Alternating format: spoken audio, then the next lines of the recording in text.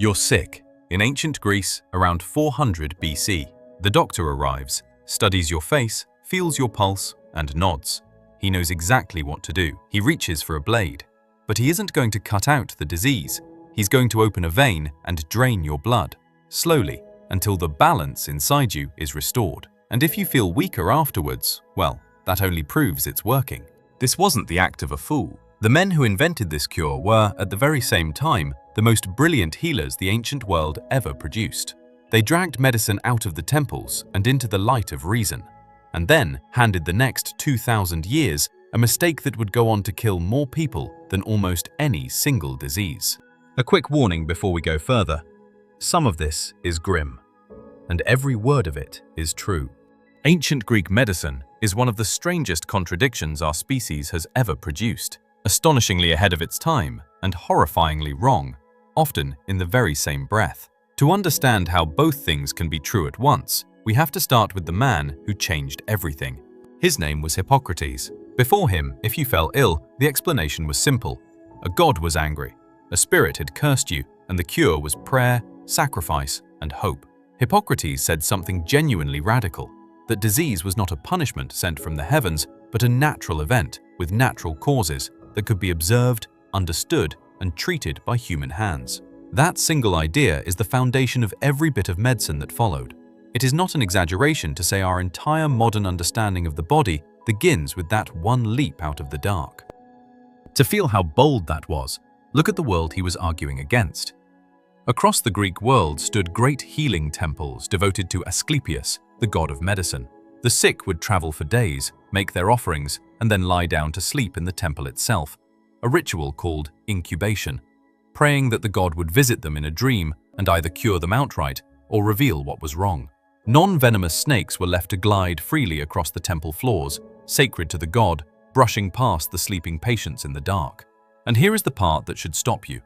The symbol of that god, a single serpent coiled around a staff, is still the symbol of medicine on ambulances and hospitals all over the world today.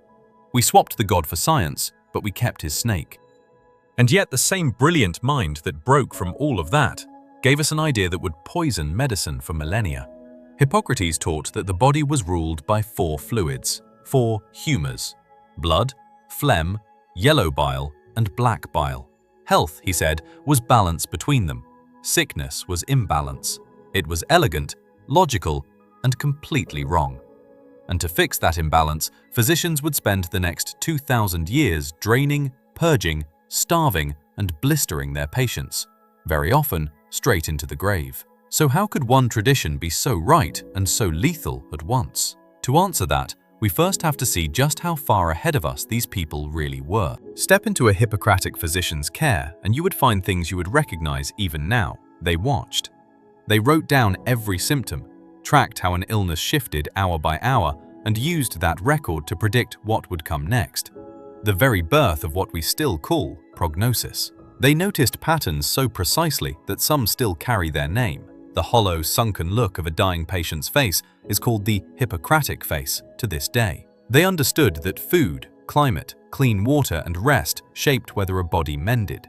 They washed wounds with wine and boiled water and kept them dry. A rough, half-accidental form of antiseptic care that would not be properly understood again for over 2,000 years. They reset broken bones and dislocated joints, even building a wooden traction bench to stretch a crooked spine, with methods so sound that versions of them are still in use. And they bound themselves with an oath, to act for the good of the patient and above all else, to do no harm. Hold tightly onto that phrase, because the same physicians who swore it were about to do things that would make your blood run cold. If the hidden contradictions of our own history keep pulling you in like this, take a second to subscribe. Digging up the strangest true stories our species has left behind is the entire reason this channel exists. And stay with this one, because everything admirable you have just heard is about to collide with the darkest side of ancient medicine. And that collision explains a mistake that outlived entire empires. Start with the blade again. Because the humours had to be kept in balance, and because blood was one of them, the answer to a staggering range of ailments, fever, headache, madness, lovesickness, almost anything, was to remove some of it. Bloodletting became the reflex cure of the ancient world, and it did not stay there. It marched on through Rome, through the Middle Ages, through the Renaissance, all the way into the modern era, weakening and killing patients every step of the way, all in devoted service to a theory that had never once been true. Then there was the matter of the womb. Greek physicians came to believe that a woman's uterus could physically wander through her body, drifting upward, pressing on the heart and lungs, causing everything from breathlessness to fainting to what they named hysteria, a word that comes directly from the Greek for womb. The cures were as strange as the idea itself.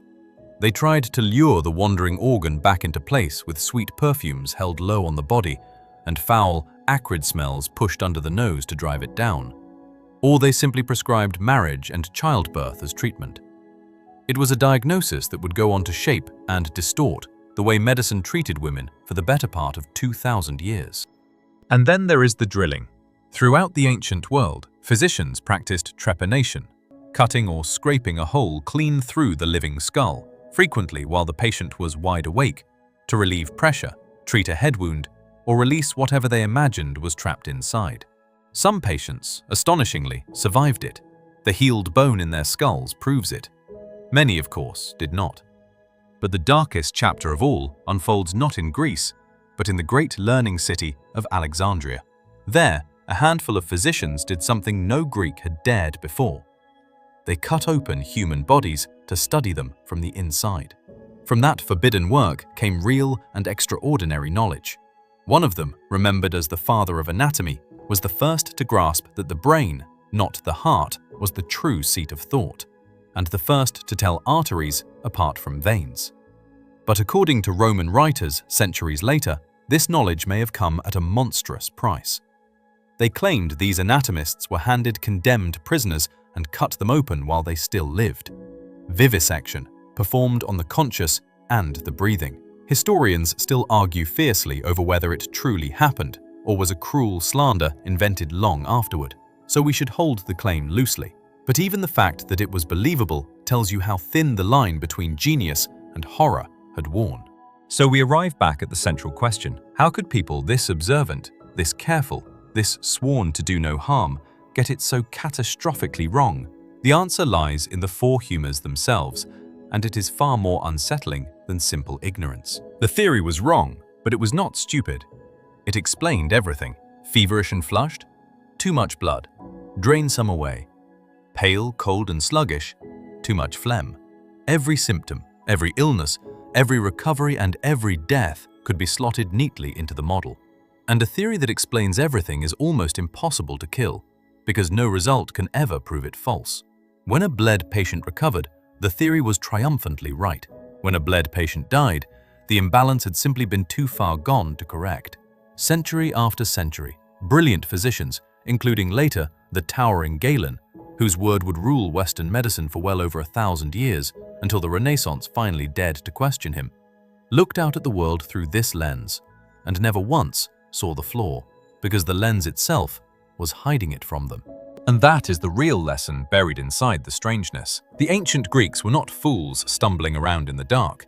They were among the sharpest minds our species has ever produced, trapped inside a framework that felt exactly like common sense and quietly steered them into 2,000 years of harm. They handed us the very method: observe, record, question, doubt, that would one day overturn their own worst mistakes. They simply could not turn that method fully upon themselves in time. Which leaves us with an uncomfortable question, and it is worth sitting with.